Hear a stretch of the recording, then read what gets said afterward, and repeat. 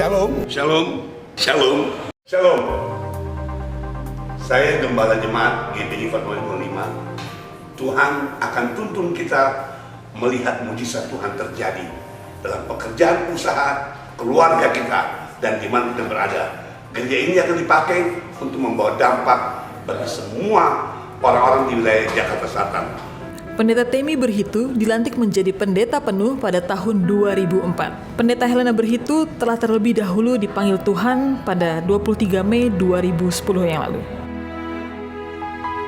Pendeta Temi dikenal sebagai sosok yang sangat bersemangat melayani.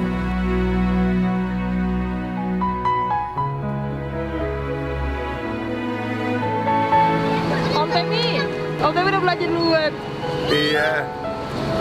Saya buat anak perempuan di rumah oleh-oleh dengan anak laki-laki Abraham susu.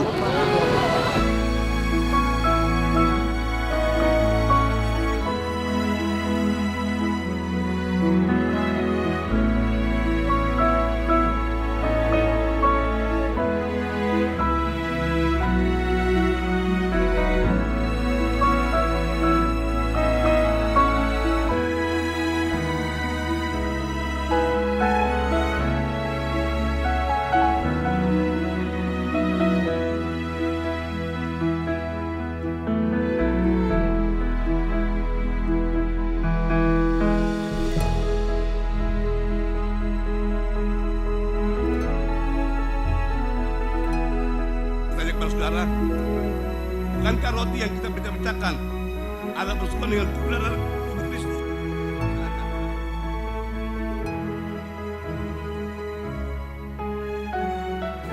Pendeta Temi Lawrence Berhitu. Dia adalah bapak saya, dan buat kami sebagai anak-anak, dia adalah seorang bapak yang hebat. Dia adalah seorang pejuang yang kuat dan tidak pernah menyerah. Semangatnya dia selalu jadi inspirasi buat kita untuk terus bersemangat. Dia adalah orang yang tidak pernah menyerah dengan keadaan apapun juga.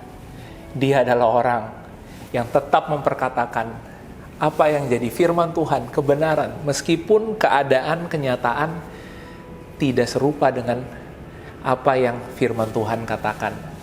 Banyak hal yang kami bisa belajar sebagai anak-anak saya sebagai cucu, dan sebagai mungkin saudara, ya, sebagai bapak buat kita semua, sebagai sahabat buat kita semua. Papa meninggalkan satu warisan yang luar biasa. Dia meninggalkan suatu teladan, dan dia telah menjadi bapak buat banyak orang. Singkat cerita, saya mau menceritakan apa yang terjadi dengan papa saya. 3 bulan terakhir, keadaannya semakin menurun. Sakit yang dia derita bernama PPOK. Jadi dia memang memiliki asma juga, penyakit asma, dan diperburuk dengan infeksi yang ada di parunya. Dan 3 bulan terakhir, kadar CO2 di dalam paru-parunya terus meningkat karena oksigen di dalam tubuhnya tidak bisa memproduksi dengan baik, sehingga karbon dioksida menutupi jalan pernafasan. Paru-paru tertutup dengan karbon dioksida, tertutup dengan racun, sehingga sulit untuk papa buat bernafas. Di tengah sakit yang dia alami, dia tetap bersemangat. Di tengah sakit yang dia alami, dia selalu punya iman yang kuat, dan dia selalu mau untuk melayani Tuhan, melayani jemaatnya. Sekalipun mungkin saat itu apa yang dia rasakan berat, tapi dia selalu berkata bahwa dia baik-baik saja. Beberapa bulan terakhir memang papa sudah tidak banyak berkhotbah lagi, karena kalau dia berbicara untuk waktu yang lama, itu mungkin sangat berat buat dia karena keadaan nafas yang begitu sulit. Dan puji Tuhannya, minggu terakhir kemarin, tanggal 4 September, saya bilang sama papa, "Pa, saya yang khotbah aja." Dan di hari itu dia mau untuk dengan mudah mendengar. Karena biasanya kalau saya bilang, "Pa, papa nggak usah khotbah dulu, saya aja yang khotbah," dia nggak pernah mau. dia bilang saya harus khotbah ya. Jadi paling tidak dalam satu ibadah di hari Minggu papa harus berkhotbah. Tapi di hari itu dia mendengar saya, dan mungkin hari Jumat sore di situ saya banyak cerita sama dia, dan satu kesimpulan buat saya bahwa papa menyadari bahwa keluarganya, ya apapun yang dia lakukan sekecil apapun, tidak harus pelayanan di mimbar. Buat dia itu penting. Buat dia tidak ada yang sia-sia. Waktu yang dia habiskan dengan anak-anaknya, khususnya dengan adik-adik saya, dan dia tetap memimpin perjamuan di ibadah itu. Saya percaya itu adalah perjamuan kudusnya dia yang terakhir. Di hari itu saya sudah mengatakan kepada jemaat, mari kita terima berkat Tuhan dengan mengangkat tangan. Tiba-tiba seperti ada suara kepada saya yang bilang, kamu lihat ke bawah sebelah kanan. Dan ternyata papa saya. Di situ saya kasih kode, Pak, naik, kasih doa berkat. Dan itu adalah doa berkat terakhir yang dia berikan untuk setiap jemaat. Ternyata sepanjang minggu itu sudah banyak orang yang dia temui dengan banyak pesan yang dia berikan. Dia adalah orang yang penuh dengan cinta, orang yang penuh dengan kasih sayang. Dia memberikan figur. Meskipun dia bukan orang yang sempurna, tapi dia selalu ada. Dan dia selalu punya hati yang penuh untuk mengasihi dan melayani semua orang yang ada di sekitar kehidupannya. Minggu malam setelah dia pelayanan, kurang lebih di jam 1:30 subuh, adik saya Daniel, dia masih bangun dan dia melihat papa sepertinya sudah sulit untuk bernafas. Ya, dan dia membangunkan adik saya yang nomor 3, Ruth. Dan ternyata setelah diperiksa, saturasi papa itu dikasih alat itu 0. Naik cuma 5, 10, dan 0. Pagi itu adik-adik saya menelpon saya. Mereka sudah nangis dan mereka bilang papa udah gak ada. Setelah saya sampai di rumah papa, ternyata papa sudah tidak sadar. Kami berdoa dan kami terus menyemangati papa. Dan puji Tuhannya, beberapa menit kemudian, ya dengan oksigen yang diberikan kepada papa juga, ya semangat juangnya tinggi. Dia akhirnya mulai membuat suatu rangsangan. Tangannya mulai bergerak, kakinya mulai bergerak, dan tidak lama setelah itu kita panggil papa, dia menyaut. Waktu terus berjalan dan sepertinya tanggapan papa semakin kuat. Ketika kita panggil dia menjawab, dia selalu merespon sampai kita bisa panggil ambulans di pagi itu dan kita bisa bawa dia ke UGD Rumah Sakit Mayapada. Dan di dalam perjalanan dia kuat, dalam perjalanan dia masih bilang, iya sayang, saya bisa. Ya, kita terus bilang, papa kuat, papa bisa. Dan dia terus menyemangati dirinya dengan semangat juangnya dia. Sampai di rumah sakit, sampai sekitar jam 8 pagi, dia masih bisa merespon dengan suara. Kemudian setelah lewat jam 8 pagi sampai jam 10, dia hanya merespon dengan membuka mata. Setelah jam 10, saya berdoa bersama-sama dengan adik-adik saya dipimpin oleh Pastor Vincent.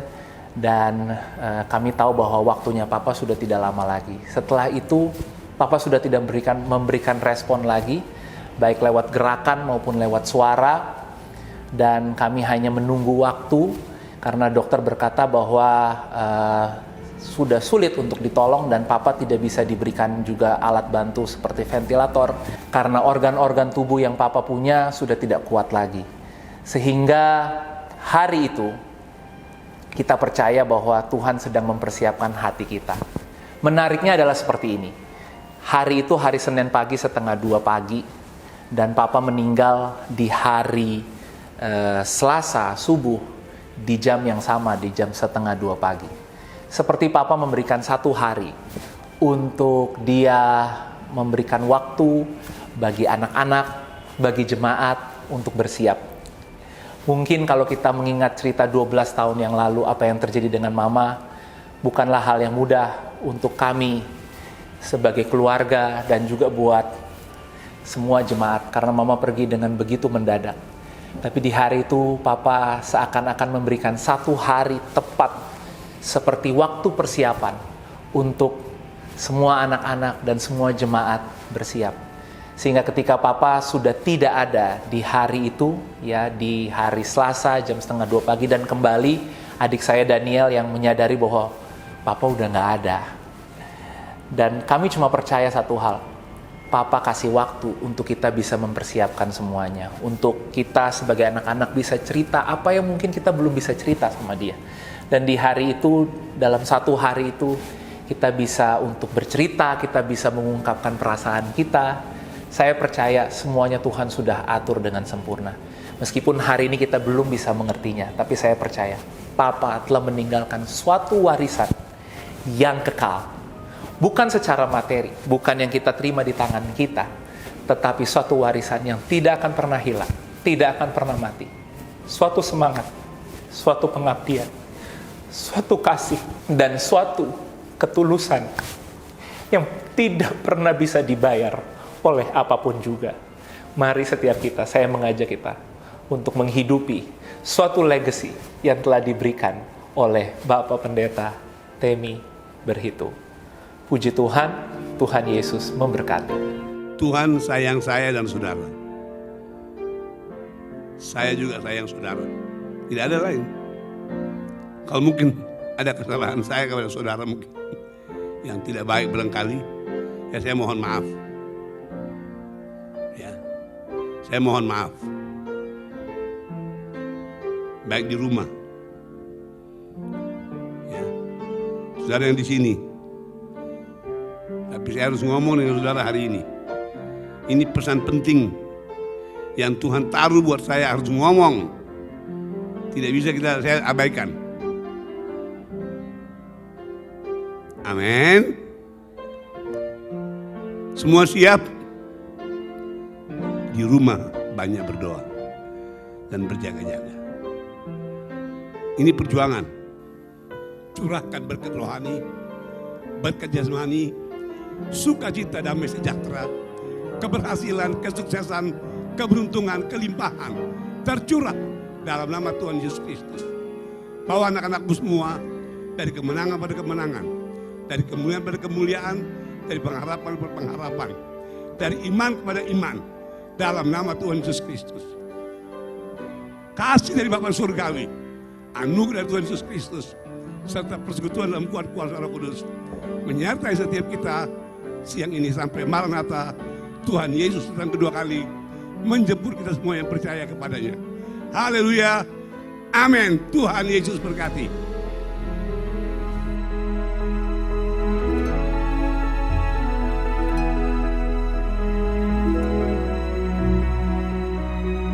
Terima kasih untuk setiap perjalanan rohaninya yang mengimpact setiap kami.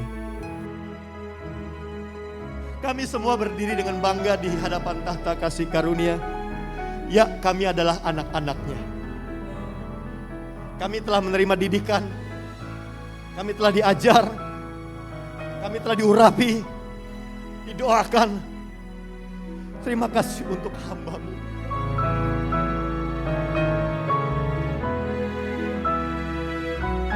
Tapi dengan kehadiran Yesus, kita punya hidup. Dan hidup dalam segala kelimpahan, saudara. Kelimpahan buat GB Fatmawati. Apa kesan saya paling utama dengan almarhum Pendeta Temi? Cuman dua, saudara. Sayang keluarga, sayang jemaat.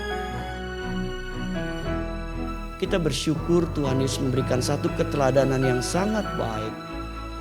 Di mana ketika beliau, Tuhan Yesus berada di dunia ini, dapat melakukan tugasnya dengan baik, menyelesaikannya sampai kepada tujuan yang Allah inginkan. Beliau ini orang yang familiar, mau menerima siapa saja dia tidak pilih-pilih.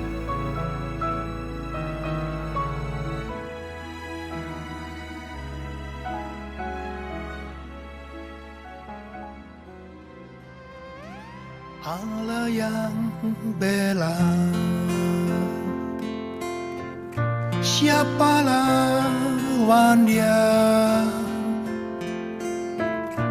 Lebih dari pemenang dalam segala hal.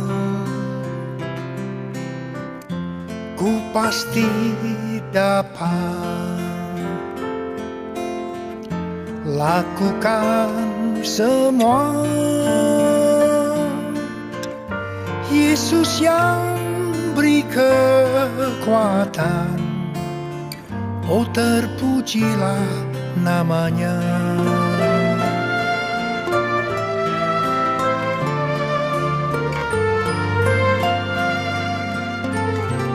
Allah yang bela, siapa lawan Dia?